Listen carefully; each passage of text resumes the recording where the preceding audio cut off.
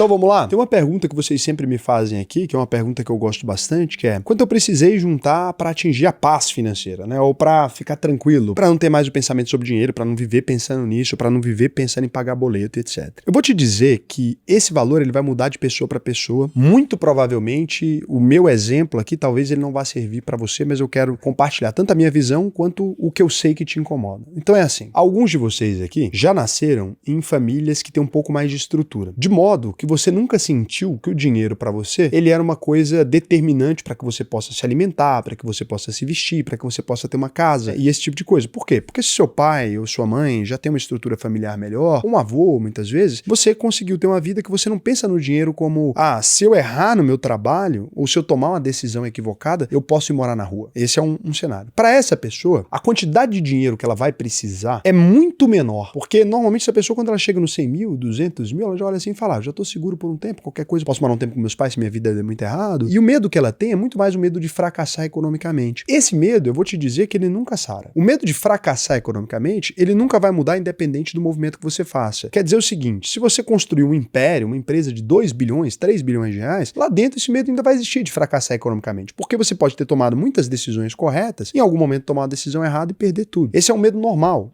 dos empresários todos que eu conheço, você conversa com eles e fala, cara, eu tenho muito medo de errar. Mesmo os maiores gênios que nunca erraram, o cara vai falar, olha, eu tenho muito medo de cometer um equívoco aqui. Esse medo é bom. Esse medo te impede de tomar decisões exageradas, te impede de tomar risco desnecessariamente, esse medo te protege. Então, se você está buscando se livrar completamente desse medo, saiba que não é possível, né? A gente tem um filósofo muito antigo, inclusive, que o único jeito que ele arrumou de se livrar desse medo foi se tornando um mendigo. O nome dele é Diógenes. Se você quiser pesquisar um pouco mais, o Diógenes, então, ele toma a decisão de viver dentro de um barril. E o Chaves, né, foi inspirado no Diógenes, por isso que ele mora dentro de um barril. Ele toma a decisão de viver dentro de um barril porque assim ele não teria mais nada a perder. E ele seria um homem sem nenhum tipo de medo, né? A partir do momento que você já perdeu tudo, você não tem mais medo de perder tudo. Algumas pessoas, inclusive, seguidores de Diógenes, eles acreditam que a melhor forma de se livrar desse medo, eu nunca tentei por conta própria, então não posso te ensinar, seria você viver um tempo como um mendigo.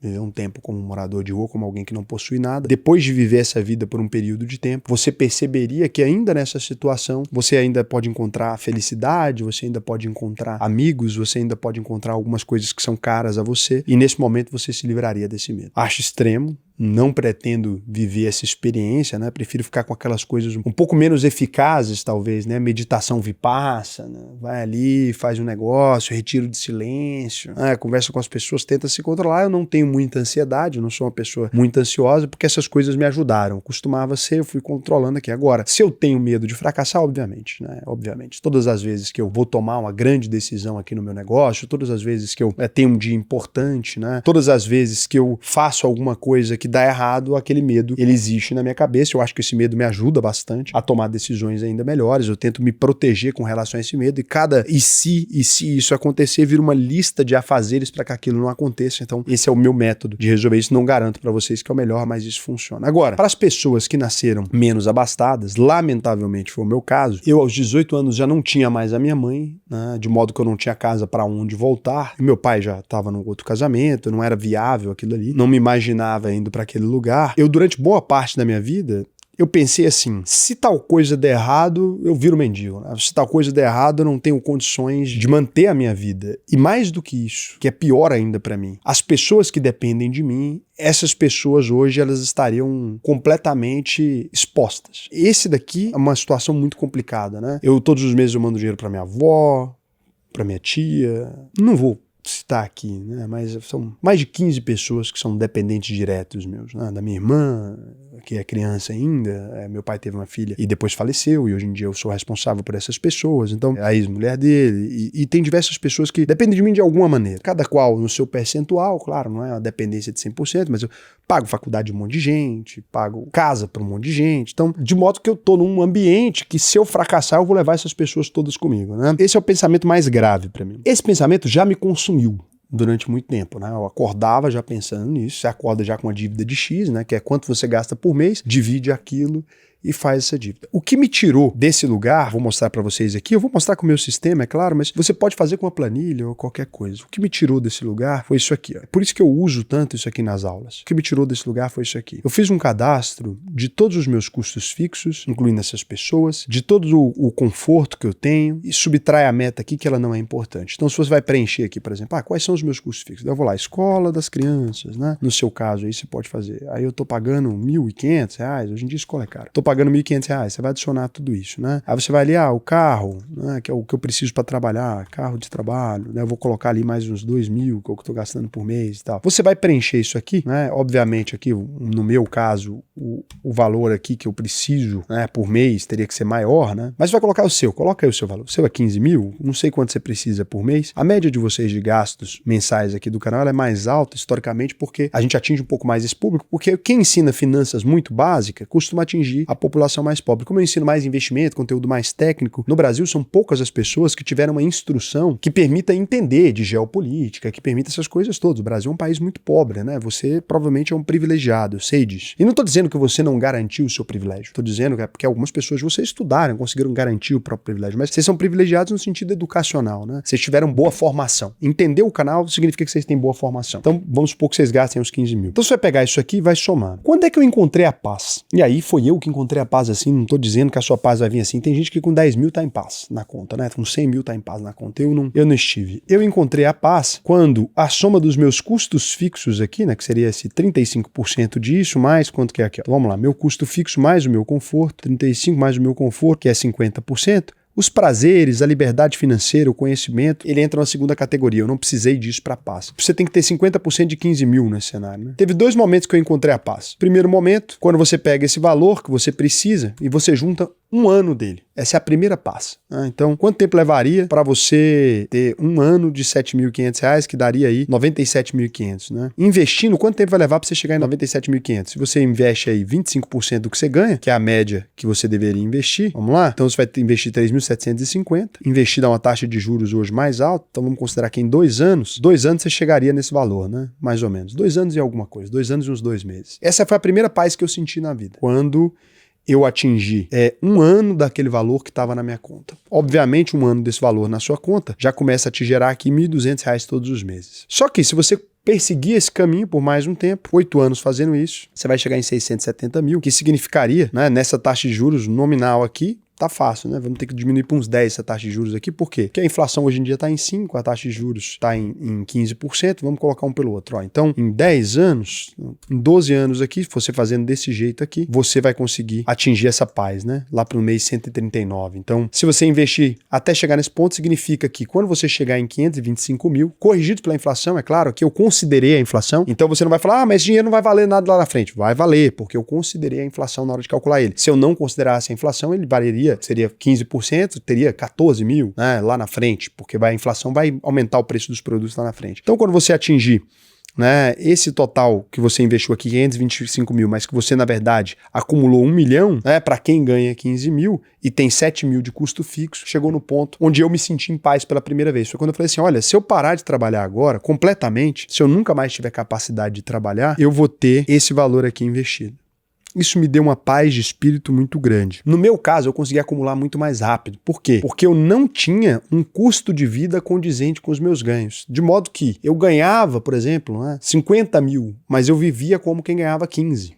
Eu vivia como quem ganhava 10. Eu não era um grande gastador. Eu não tinha um carro caro. Eu vivia de aluguel num apartamento muito pequeno. Quem me conhece sabe, né? Eu vivia num apartamento aí até 4 anos atrás, já ganhando milhões por ano. Eu ainda vivia num apartamento de 70 metros quadrados, né? Então, eu não era um cara muito gastador. Na verdade, uns 100 metros quadrados, mas que era um apartamento mais antigo. Mas o valor de aluguel era isso, no Nova Suíça, que é um bairro nobre aqui de Goiânia, mas um apartamento muito velho. Eu vivia ali, eu reformei ele. Ele vivia muito bem, nunca precisei de muito mais do que aquilo. Então, eu vivia assim. E aí, depois de alguns anos vivendo assim, eu fui na terapia um pouco, e daí o cara me falou que eu vivia ainda com medo de ficar pobre, etc.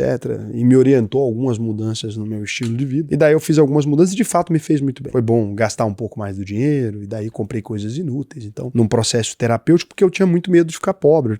É um trauma mesmo, não sei. Eu vivi momentos muito ruins por conta de dinheiro na minha infância e isso me fez ficar assim. Talvez seja o seu caso, né? E daí depois eu precisei me organizar e entender que eu não era mais aquele menino pobre, que se eu não fizer absolutamente nada, o dinheiro que tá na minha conta, ele me sustenta por toda a minha vida, né? E sustenta os meus filhos e os meus netos ainda. Então eu demorei muito para entender isso, mas foi um processo assim. Agora, tem uma coisa que antes desse momento, de conseguir atingir esse momento, ele me trouxe uma paz de espírito muito boa, que foi ter feito um seguro. Mas não um seguro ruim. Eu fiz um seguro de vida. E pior que eu não queria que esse vídeo aqui virasse um anúncio, mas a UVP trabalha com seguros agora, então eu não sei como é que eu faço. Eu não vou fazer isso com esse vídeo, porque senão vocês não vão acreditar em nada que eu falei, vai anular tudo, porque se eu falar agora, faz um seguro comigo, não vai funcionar, né? Mas eu fiz um seguro de vida. Ali naquele seguro eu contemplei as pessoas que são mais importantes para mim. Então eu coloquei na época o nome do meu pai, que ainda era vivo, coloquei o nome dos meus irmãos e coloquei o nome de 2 priminhos meus que eu morei junto desde a infância. Não que eu morei com eles desde a infância deles, eu morei junto com eles. O pai deles me ajudou no momento que minha mãe tinha morrido. Eu dormia no sofá da casa dele, eu gostava de dormir lá, ele cuidou muito bem de mim, né? Sempre serviu pra mim como um pai, depois que pai e mamãe, a Sheila e o Juarez, eles foram meus tios que cuidaram de mim, me ofereceram um abrigo, então eu quis cuidar deles também, coloquei o nome dos filhos dele no meu seguro de vida, né? Não faz aquele Vida Inteira da Prudential, que é horrível, tô falando de seguro mesmo que protege em caso de morte, etc, desde quando eu era muito jovem. Então eu pensei, se eu falecer, eu vou deixar para essas pessoas um bom patrimônio, e se eu ficar doente, não vou dar trabalho para ninguém. Então, se eu perder o braço, se eu perder a mão, se eu perder a perna, eu vou ter aqui um seguro que me dá 2 milhões de reais, que para mim era um valor suficiente para eu viver. Então, no momento de construção, eu acho muito bom fazer um seguro de vida por essa razão. E nesse momento foi que eu me senti em paz. Então, no momento que eu tinha um seguro de vida, tinha uma quantidade de dinheiro que podia me sustentar, as duas coisas, a redundância dessas duas coisas, eu nunca mais me senti com medo de dar errado, com medo de perder alguma coisa. E foi isso que me permitiu pedir demissão do meu trabalho para poder construir a empresa que vocês conhecem hoje. Foi isso que me permitiu me mudar para São Paulo, que eu não precisava mais de dinheiro para viver, eu podia viver ali dessa forma. O Raul de hoje só existe por isso. Eu nunca fui um empreendedor nato, eu nunca fui aquele cara que toma risco. Então as pessoas falam, você tem que tomar risco, você tem que arriscar tudo. Quem não arrisca não petisca. Eu nunca fiz isso. Eu era um executivo totalmente centrado, totalmente dependente do meu trabalho até eu chegar lá. Eu aceitei muito esporro de chefe, etc, porque eu não podia me dar o luxo de pedir demissão daquele lugar e não quis, né? Eu podia, mas eu não queria tomar risco. Eu nunca tomei risco. Eu tive na minha vida 2 empregos muito estáveis. Em todas as outras coisas que eu fiz, os trabalhos que eu fiz paralelos a isso, era porque eu tinha segurança daquele dinheiro que vinha entrar todos os meses, aí eu tomava risco em outras áreas. Eu fundei empresas pequenininhas que eu cuidava no fim de semana, que eu cuidava nas minhas horas extras, mas eu nunca tomei risco. Então, quem te manda tomar risco, etc., falar, o único jeito de ficar rico é tomando riscos extraordinários, etc. Hoje tem um risco aqui na UVP? Tenho. Tá exposto? 90% do meu patrimônio tá exposto? Tá. Só que 10% é suficiente para eu viver a vida inteira. Isso é risco? Se der errado eu fico rico. Não é risco, né? Se der certo eu fico muito mais rico, se der errado eu fico rico. Não acho que isso é risco. Eu tinha meu emprego, etc., tava ali, e eu não confiava na empresa que eu trabalhava, porque não era a minha, eu já pegava e fazia o meu pé de meia aqui, eu tinha um dinheiro suficiente para viver 8 anos, 10 anos, isso é risco? Não considerava, que arrumar outro emprego eu arrumaria. Tinha um seguro de vida que se eu perder o braço, perder as pernas, ficar inválido, eu tinha dinheiro, isso é risco? Não acho que seja risco. Então eu nunca tomei risco, na minha cabeça não. Eu sempre estava seguro aqui, e foi isso que eu aprendi a fazer. Então se você quiser aprender a construir isso, esse colchão para você, o que eu te recomendo é que você entre aí, faça a sua análise de perfil, entra na UVP, preencha o questionário até o final, que nós vamos te ensinar a investir no Brasil e no mundo todo. Sim, a UVP trabalha com seguros e tal, não quis mencionar aqui, colocar ali como uma propaganda, etc. Poderia ter mostrado a página, como é que você calcula, mas eu achei que não era o vídeo que caberia, porque senão eu perco a credibilidade daquilo que eu tô falando. Se fosse um vídeo inteiro para vender seguro, na UVP é um caminho, uma trilha sólida, com todas as aulas, para você seguir do começo ao fim, fazer parte de uma comunidade, para você se tornar um membro da UVP, né? Vai aprender a investir, vai aprender a avaliar a sua vida financeira do começo ao fim e vai ter também uma mudança certamente de mentalidade que a UVP provoca em todo mundo. Hoje tem vários milionários que foram construídos pela UVP, se você é um deles que inclusive pode comentar aqui, muita gente muito grata a isso. Então vai lá que vale a pena e tem turma começando por agora. Agora deixa eu ver se vocês fizeram alguma pergunta legal aqui. Raul, você tem ideia de como ficará os imóveis de áreas de invasão ainda que não foram ainda regularizados pelas prefeituras? Cara, não tenho a menor ideia. Será que podemos confiar no IBGE? É um Instituto Brasileiro de Geografia e Estatística. Olha, hoje você pode, antes de duvidar do IBGE, abrir o site do IBGE, pode, né, checar ali os dados e como que eles coletam os dados. Acho que esse é o melhor caminho. Antes de criticar se você confia ou não, é pesquisar. A Samila Kelling, né, uma publicação que eu fiz aqui, falando que o Brasil ele vive de dar esmola para as pessoas, a Samila falou, qual o último governo de direita do Brasil? Né? Aquele que teve pandemia, o último governo de direita do Brasil, sim, é o do Bolsonaro que teve pandemia, eu considero que foi um governo mais à direita, mas você quer dizer, provavelmente, que a gente teve poucos governos de direita, né? Que o Brasil é dominado pela esquerda há mais anos. Nos últimos 50 anos da história do Brasil, a gente pode dizer que 25, 24 realmente ficou do PT, que é um governo muito à esquerda. E dos outros governos você tinha um governo um pouco mais trabalhista, alguma coisa nesse sentido. Mas se você pegar desde a República, desde a fundação da República, eu sou de direita, né, liberal, sempre fui economicamente, e a gente pode dizer que o Brasil ficou na mão de governos de direita conservadores, não liberais, pelo menos uns 120 anos desse período de tempo. Ficou na mão da esquerda uma parte do tempo também e na mão do centro uma parte do tempo também. Mas a maior parte dos nossos governos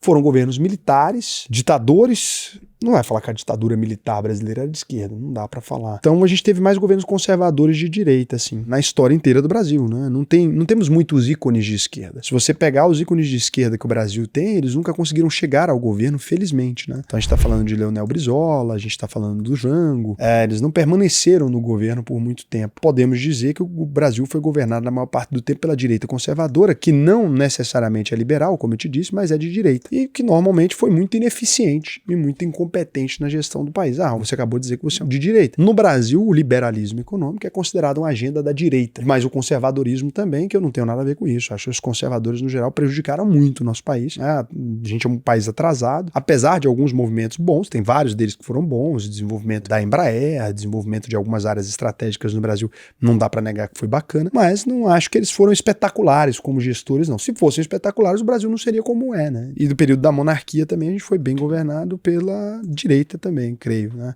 A não ser que alguém queira dizer que monarquia é um governo progressista de esquerda. Então é isso que precisa ficar claro aí. Beijo para vocês.